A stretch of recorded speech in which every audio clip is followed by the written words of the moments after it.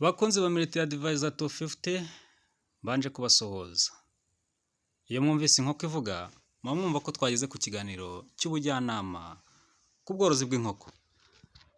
Uyu munsi twabateguriye ikiganiro kirebana n'uburyo wategura umuti mu bimera waha inkoko zawe. Nimero yo guhamagaraho ni 0782 960 726. Ndagushishikariza gukora subscribe, share and comment kuri Military Advisor 250 kugira ngo ujye ubona ibiganiro byacu bitambukaho ndetse bifite icyo bimariye aborozi. Mworozi rero, iyo tuvuze ibijyanye n'ibiganiro ntabwo twibagirwa n'abadutumye kuko umuhinzi, umworozi bari ku isonga. Nuko rero tugiye kureba ese mwaba muzi ifu yitwa iyacu? Ifu yitwa iyacu ni ifu nziza ikorwa mu bigori bidakoboye umuturage cyangwa se umuhinzi aba yagurishije na tubura maze ikongera ikabibagarurira. Nuko iyo fu y'ibigori idakoboye yongewemo intungamubiri, itekwamo igikoma ndetse n'ubugari. Iyo fu ikorwa na tubura ku bufatanye na Minimex. Igaragara mu gafuka k'ibiro 5. Iyo muyikeneye muyisanga ku bacuruzi bahagarariye tubura mu murenge. Ku bindi bisobanuro mwakwegera umujyanama wa tubura ukwegereye. Iyacu uri ku isonga. Dukomeje ku bijyanye n'ikiganiro cyacu rero ku bworozi bw'inkoko, twararebye dusanga hari ikibazo cy'imiti ihenze kandi yose ituruka mu bimera. Ese mwari muzi ko burya imiti yose iva mu bimera? Niko mworozi, ndagushishikariza gukurikira iki kiganiro mpaka kirangiye, maze uze kwirebera uburyo ushobora kuvura inkoko zawe ukoresheje ibyatsi bikuzengurutse. Komeza ukurikirane iki kiganiro rero kugira ngo ubashe kungurukiramo ubumenyi butandukanye. Turi bwibande rero mu kumenya indwara 3, harimo iya mbere indwara y'inzoka. Indwara y'inzoka turi buze kwifashisha ibyatsi bikurikira. Hari imbuto ziva mu ipapayi, hari amababi y'ipapayi, hari amakara, hari igikakarubamba ndetse na tungurusumu. Ibi byombi ni bimwe mu byatsi bigiramo vitamine, amaside ndetse ashobora kurwanya indwara zitandukanye z'inzoka. Ibi byatsi rero byose cyangwa se ibi bimera urabifata ukabisya ukoresheje blender, kuba ubashije kubayibona. Utayifite arafata agasekuru, isekuru yaba kano gasekura basekuramo ibitunguru, tungurusumu, ibintu nk'ibyo,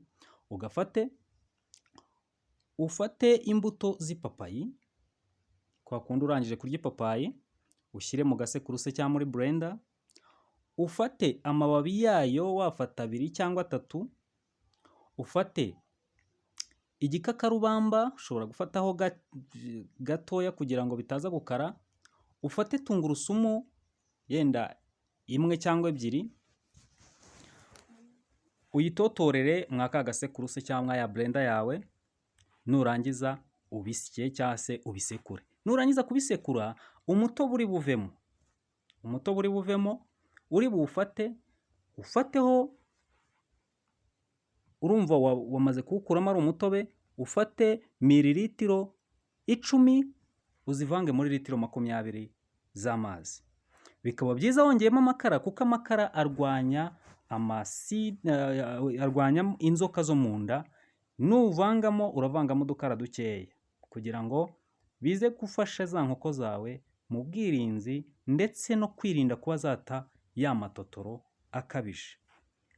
Si itegeko rero ko ibi byose uri bubivange, ntabwo ari ngombwa ko uri bubivangire icyarimwe, gusa byose bifite akamaro. Byaba byiza kuko ubivanze bishobora kuza gutanga cyangwa se kugira izindi mikorobe ndetse n'ubundi bwirinzi runaka ziri butange ku nkoko zawe. Ntacyo bitwara inkoko, ikibi ni uko warenza mililitiro 10 muri litiro 20 z'amazi. Dukomeje rero ku ndwara ya kabiri, turi burebe indwara y'umuraramo, indwara y'inkorora ndetse n'ibicurane.